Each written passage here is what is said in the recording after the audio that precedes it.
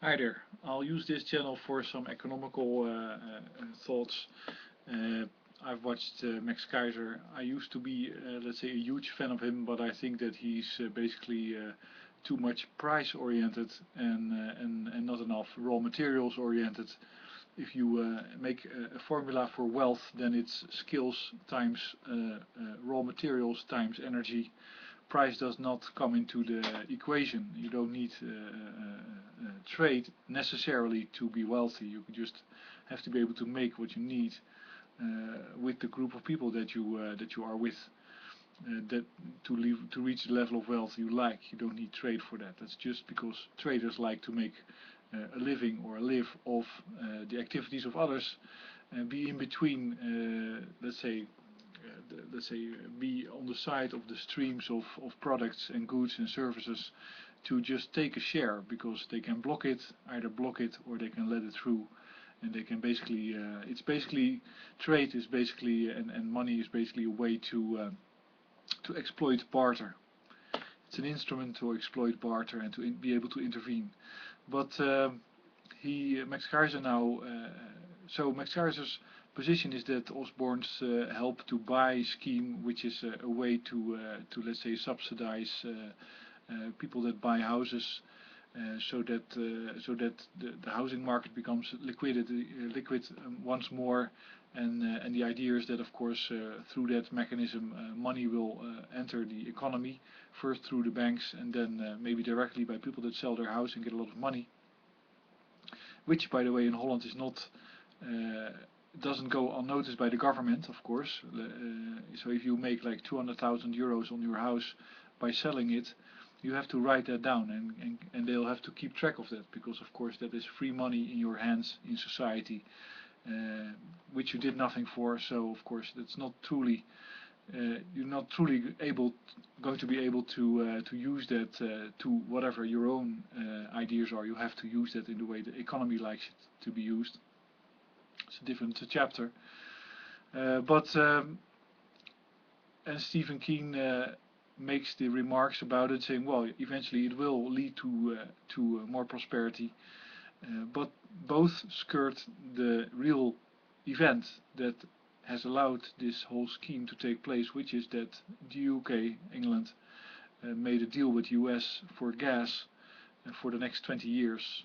So the UK is now certain of its energy supply, which means that, and if it knows how big the energy supply is, it can determine how big the liquidity in the market, the amount of money needs to be to access that energy supply, and it can start pumping the economy, and it will work. It's simply the same principle that Thatcher could use and Reagan could use, is that they know that there's oil wells, they're gonna supply the oil.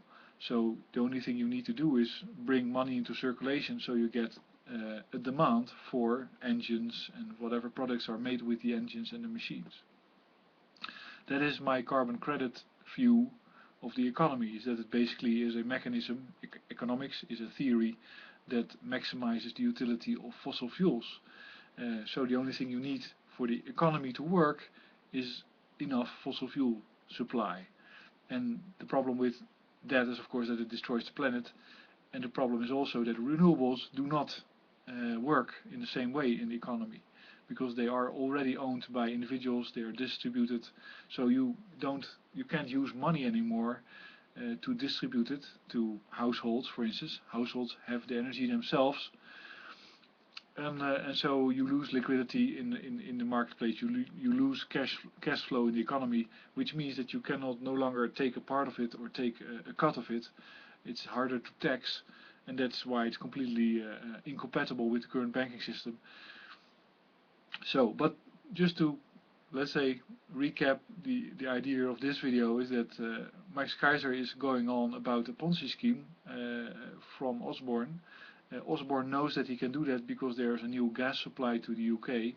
Stephen Keen concludes that it does work, that it brings wealth, and Max Keiser is gonna, yeah, you can scream to high heaven if people see that it's not a Ponzi scheme in the sense that it creates money out of thin air, or it creates debt out of thin air, but that's not a problem as long as you have matching fossil fuels.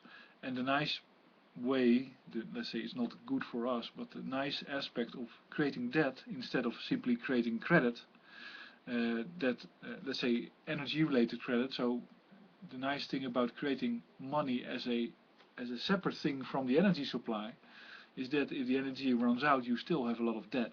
So you can always claim that there's a reason why there's no money in circulation.